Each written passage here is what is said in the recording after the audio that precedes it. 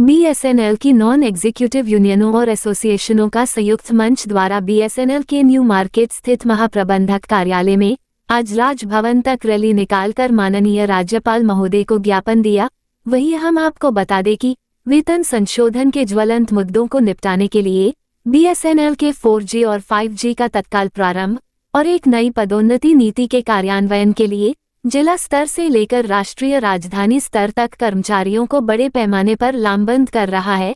इस हेतु राष्ट्रीय स्तर पर चरणबद्ध आंदोलन जारी है। इसी तारतम्य में सभी प्रदेशों में भवन मार्च का आह्वान किया गया है। हम सबसे पहले तो हमारा जो जॉइंट फोरम बना है उसमें सभी नॉन एग्जीक्यूटिव की जो यूनियंस और एसोसिएशन है वो उसमें शामिल है और सबका एक सामूहिक रूप से कॉल दिया गया है।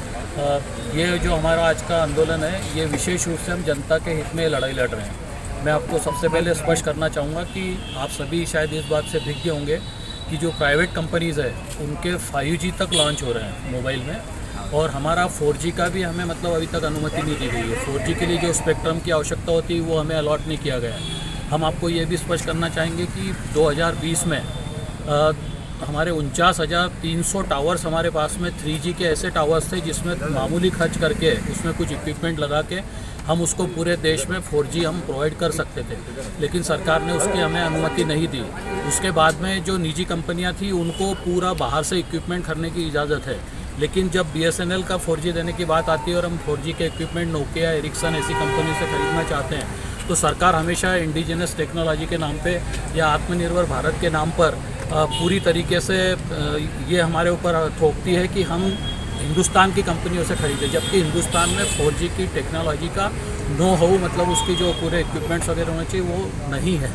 अभी अल्टीमेटली एन केन प्रकार इसको मतलब ये मुलतवी किया जा रहा है और इसके फलस्वरूप हमारे जो कस्टमर्स थे जो अभी तक देश हित में कहे या हमारे वर्तमान में कर्मचारी हैं उनके मतलब कार्य क्षमता की वजह से, उनके व्यवहार की वजह से, उनके द्वारा जो सेवाएं दी जा रही है उसकी वजह से हमारे साथ में जुड़े थे।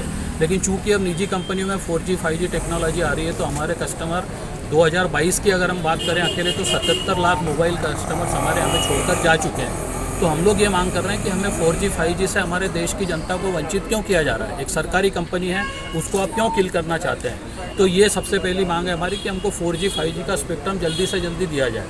दूसरा मुद्दा हमारा वेज रिवीजन का है। मैं आपको बताना चाहूँगा कि 2019 में माननीय रविशंकर जी प्रसाद जो हमारे मिनिस्टर थे उन्होंने एक पैकेज घोषित किया था। उस पैकेज में 69,000 करोड़ रुपए का वो पैकेज था।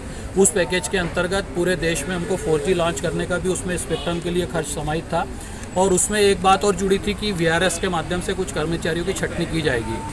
लेकिन केवल VRS के माध्यम से 78,569 कर्मचारी अधिकारियों को VRS दे दिया गया और यहाँ से कर्मचारियों की अधिकारियों की संख्या उतनी कम हो गई है। उसके बावजूद भी हमें हमारा जो वेज रिवीजन है वो नहीं दिया जा रहा है।